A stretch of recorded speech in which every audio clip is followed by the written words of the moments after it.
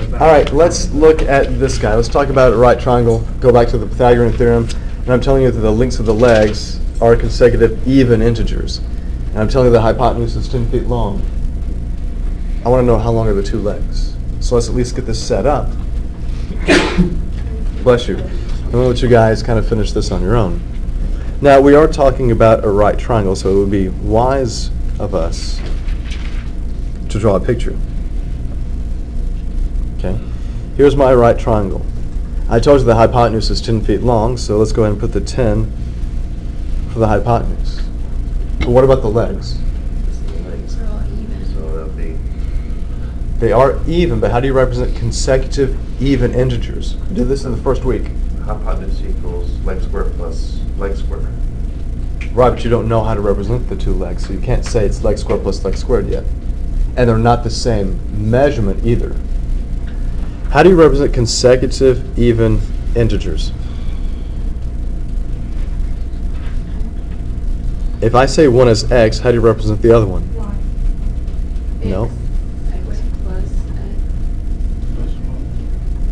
I'm talking about consecutive even X plus integers. 1. If this guy were to be 12, what's the next even integer? It would be 14. You get that not by adding 1, but by adding 2. Right? So according to the Pythagorean theorem, if I take one leg squared plus the other leg squared, that should equal the hypotenuse squared. Do you all agree? Well, then we should be able to finish this very easily, because that gives me x squared. Now notice you're squaring a binomial. We had problems like this last week in the last chapter. You do square this and get x squared and 4, but don't forget your middle term. How do you get your middle term? Huh? One. Or distribute. Well, I don't want to FOIL. I want to use the special products to No, do. also distribute the x plus 2 squared. 4X. That'd be 4x. Multiply these two guys times 2, so that's 4x. What I just said. Well, you said something a little bit different that technically wasn't right. I think that's why I was getting hung up on understanding exactly what you said with what you meant. Then how you come up with 4x? In the special product, I would do x times 2, which is 2x, and then I would double that.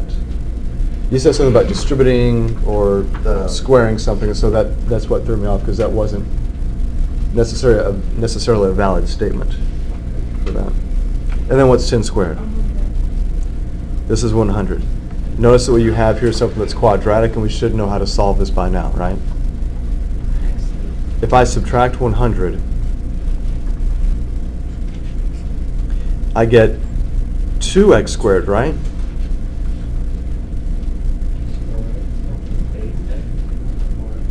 Plus 4x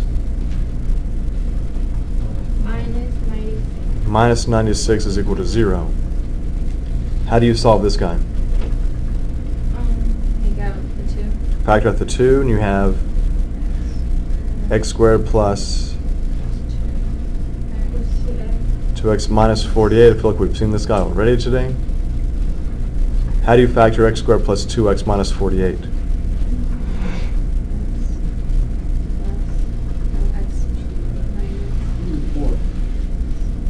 Say again? How do you factor this guy? 8 and Plus 8 and minus 6, right? 6 and 8. So that means that x equals what?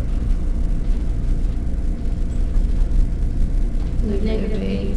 Or x equals. Plus 6. Now what was x representing in our picture? Wasn't x representing the length of a leg? So can I have negative 8? No, this guy doesn't make any sense for us.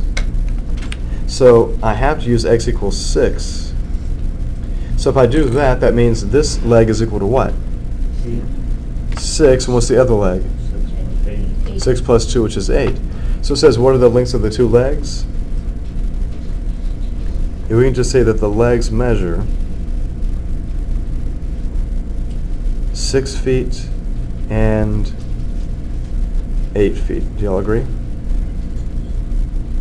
And if you look at that, you'll have 6, 8, 10, and that would all reduce to a ratio of what? 3, 4, 5, just like the Pythagorean triples we talked about in the other video. Oh.